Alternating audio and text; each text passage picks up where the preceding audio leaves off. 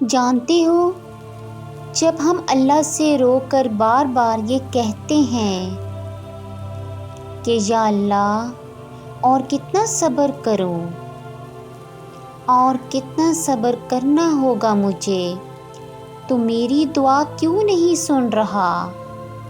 تو کچھ تو جواب دے میرے رب، میں اتنا گناہ گار ہوں۔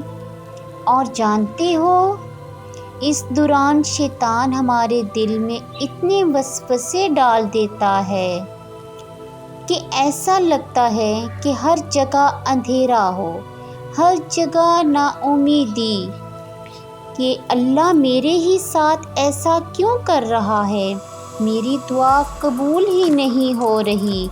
جانتے ہو، یہی ہماری سب سے بڑی غلطی اور نا امیدی ہے اللہ سے، کہ ہم اتنی جلدی مایوس ہو گئے، بلکہ اللہ تعالیٰ تو ہمیں دیکھ رہا ہوتا ہے کہ میرا بندہ صبر کرتا ہے یا نہیں۔ اور اللہ کو تمہارا رونا اتنا پسند ہے، جب تم اس کے سامنے رو کر دعا مانگتے ہو اور تمہیں لگتا ہے کہ اللہ تو میری دعا سن رہا ہے، بلکہ اللہ نے تو خود قرآن میں فرمایا ہے، اے نبی صلی اللہ علیہ وآلہ وسلم، میرے بندے اگر تم سے میرے متعلق پوچھیں تو انہیں بتا دو کہ میں ان سے قریب ہی ہوں۔ پکارنے والا جب مجھے پکارتا ہے تو میں اس کی دعا قبول کرتا ہوں، لہٰذا انہیں چاہیے کہ میرا حکم مانیں اور مجھ پر ایمان لائیں تاکہ وہ ہدایت پائیں۔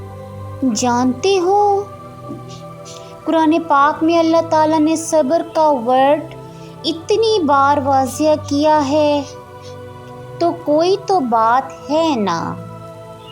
اللہ تعالیٰ نے قرآن پاک میں اتنی بار کہہ دیا تو صبر کر، بے شک اللہ کا وعدہ سچا ہے۔ بے شک اللہ صبر کرنے والوں کے ساتھ ہے۔ جو لوگ صبر سے کام لیتے ہیں، ان کا ثواب انہیں بے حساب دیا جائے گا۔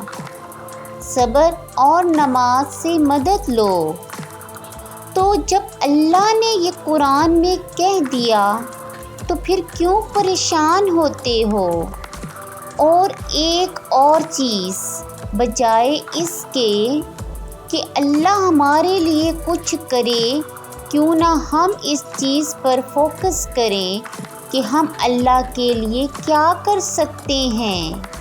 جب ہم اللہ کے لیے صبر اور نماز پڑھیں گے تو اللہ خود ہمیں صبر کا اجر دے گا اور سب خود ٹھیک ہو جائے گا۔